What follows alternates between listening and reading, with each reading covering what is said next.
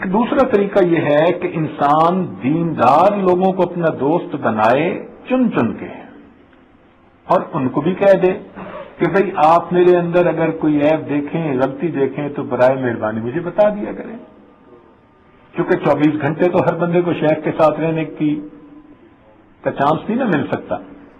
تو جہاں قریب رہتا ہے چن چن کے اپنے آپ کو نیک لوگوں کے گھیرے میں ڈال دے، نیک لوگوں کو دوست بنائے، اور ان کو کہہ دیجئے کہ بھئی آپ اگر کوئی بات میرے اندر دیکھیں تو مجھے بلا جھجک بتا دیں.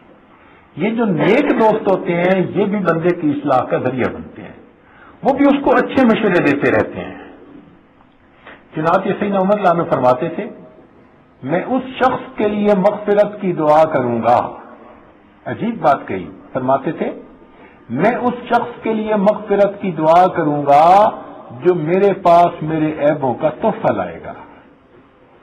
کیسی عجیب بات ہے کہ جو میرے پاس میرے عیوب کا تحفہ لائے گا میں اس کے لیے مغفرت کی دعائیں کروں گا. اور آج ہمارا کیا حال ہے؟ کوئی ذرا نشاندہی تو کر دے تو دیکھو پھر ہم اس کے ساتھ دشمنی کیسے نبھاتے ہیں. ایسے نہیں ہونا چاہیے.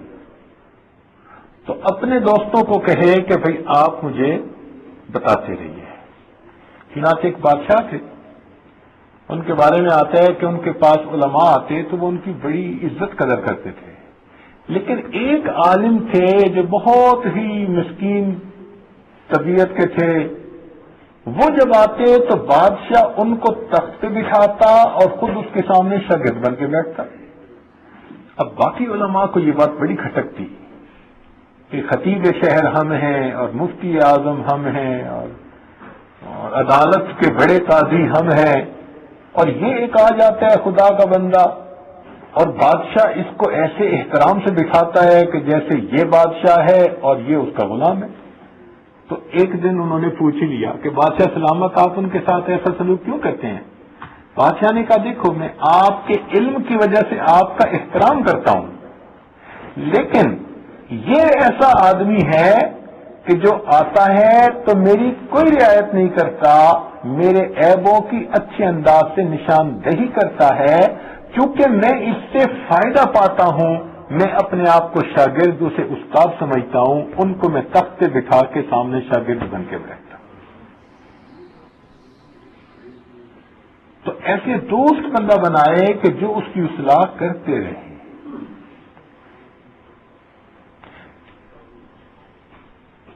حضرت مولانا شیخ علی تھانوی رحمۃ اللہ علیہ کا عجیب واقعہ کہ آپ ایک مرتبہ مسجد میں تشریف فرما تھے اور کسی بندے کو آپ نے کچھ پیسے دینے تھے کوئی چیز لانے کے لیے، تو پیسے کھلے نہیں تھے. تو ساتھ والے سے آپ نے پوچھ لیا جی آپ کے پاس کھلے پیسے ہیں؟ کھلے پیسے ہیں؟ تو اس نے کہا جی ہاں میں دیتا ہوں. تو خادم صاحب تھا، وہ کہنے لگا حضرت کہیں تجارت تو نہیں مسجد میں ہو رہی؟ بولنے کی عادت ہوتی ہے نا کہیں. حضرت نے جیسے ہی یہ سنا خاموش ہو گئے، اس کا شکریہ ادا کیا اور مسجد سے باہر نکل کر پھر اس سے کھلے پیسے لیے اور جس کو دینے سے دے دیے. اب ایک اور عالم صاحب تھے، انہوں نے کہا حضرت یہ تجارت کہاں بنتی ہے؟ یہ تو تجارت نہیں ہے. تو حضرت نے فرمایا کہ یہ تو میں بھی سمجھتا ہوں کہ یہ تجارت نہیں، لیکن اگر میں اس کو آج منع کر دیتا آئندہ کے لیے وہ مجھ کو روک ٹوک کرنے میں ہچکچاتا. میں نے اپنے یعنی روک ٹوک کے دروازے کو بند نہیں ہونے دیا. دیکھیے ہمارے اکابر کو کتنی فکر ہوتی تھی اپنے آپ کی. اللہ اکبر کبیرہ. تو ہم اپنے دوست ایسے رکھیں کہ جو ہمیں ہمارے عیبوں کے بارے میں بتاتے رہیں. اس لیے فرمایا حدیث پاک میں بعض حضرات نے یہ حدیث نقل کی ہے کہ المرء علی دین خلیلہ، انسان اپنے دوست کے دین پر ہوتا ہے. فَلْيَنْظُرْ أَحَدُكُمْ مَنْ يُخَالِلُ، تم میں سے ہر بندہ دیکھے کہ وہ کس کے ساتھ دوستی کر رہا ہے. اچھے دوست ہوں گے تو اچھا فائدہ ہوگا اور برے دوست ہوں گے تو برا اس کا نقصان ہوگا.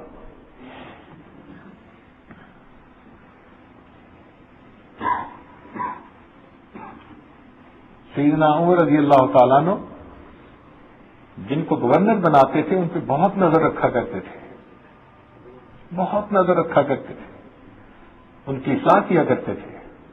چنانچہ ایک مرتبہ حمص کے گورنر تھے سعید بن عامر رضی اللہ تعالی، ان کے بارے میں حضرت کو رپورٹ ملی کہ جی ایک تو یہ جمعہ کے دن چھٹی کرتے ہیں، دوسرا دن میں تو یہ کاموں میں وقت لگاتے ہیں، رات کو بالکل نہیں لگاتے ہیں، اور صبح کے وقت جب آتے ہیں اپنے کام کے لیے تو ذرا دیر سے آتے ہیں۔ تو یہ 3 شکایتیں ملی۔ چنانچہ عمر رضی اللہ عنہ نے ان سے پوچھا کہ جی آپ کے بارے میں یہ 3 باتیں ملی۔ انہوں نے کہا جی بات یہ ہے کہ میں نے تقسیم کی ہوئی ہے، دن میں نے مخلوق کی خدمت کے لیے اور رات میں نے اپنے پروردگار کی خدمت کے لیے، اس لیے میں سارا دن لوگوں کے مسائل کو حل کرتا ہوں، عشاء کے بعد میں مصلی پہ آ کے اپنے مولا کے ساتھ اپنی رات گزار دیتا ہوں۔ بہت اچھا بھائی، یہ کہتے ہیں کہ آپ صبح دیر سے آتے ہیں، تو مان لگے اس لیے کہ میرے گھر میں کوئی خادم نہیں، نوکر نہیں، میری بیوی اکیلی ہے، اسے بچے بھی سنبھالنے ہوتے ہیں، گھر کے کام بھی کرنے ہوتے ہیں، تو میں صبح کے وقت میں گھر کے کاموں میں بیوی کی مدد کرتا ہوں، اس لیے مجھے ذرا آنے میں تھوڑی دیر ہو جاتی۔ ہاں تیسری بات کہ تم جمعہ کے دن چھٹی کرتے ہو، کہنے لگے جی بالکل صحیح، اس لیے کہ میرے اوپر جو کپڑے پہنے ہوئے آپ دیکھ رہے ہیں یہ میرے پاس فقط ایک ہی جوڑا ہے، جب جمعہ کا دن ہوتا ہے تو میں لنگوٹ باندھ کر اپنے کپڑوں کو دھوتا ہوں، اور جب خشک ہوتے ہیں دوبارہ ان کو پہن کر پھر جمعہ کے لیے نکلتا ہوں، اس لیے جمعہ کے دن مجھے چھٹی کرنی پڑ جاتی۔ عمر اللہ نے کہا الحمدللہ، اس ذات کا شکر ہے کہ جس نے میرے منتخب کردہ بندوں کو ایسی صفات عطا فرما دی۔ تو وہ بھی نظر رکھا کرتے تھے۔ تو دوسرا طریقہ کیا کہ اپنے آپ کو نیک دوستوں کے گھیرے میں رکھے۔ ایسا نہیں کہ جس نے ایک دفعہ کوئی بات کر دی تو اسے بولنا ہی چھوڑ دیا۔ اگر اپنے آپ کو دور کرتے جائیں گے تو اصلاح کے راستے بند ہوتے جائیں گے۔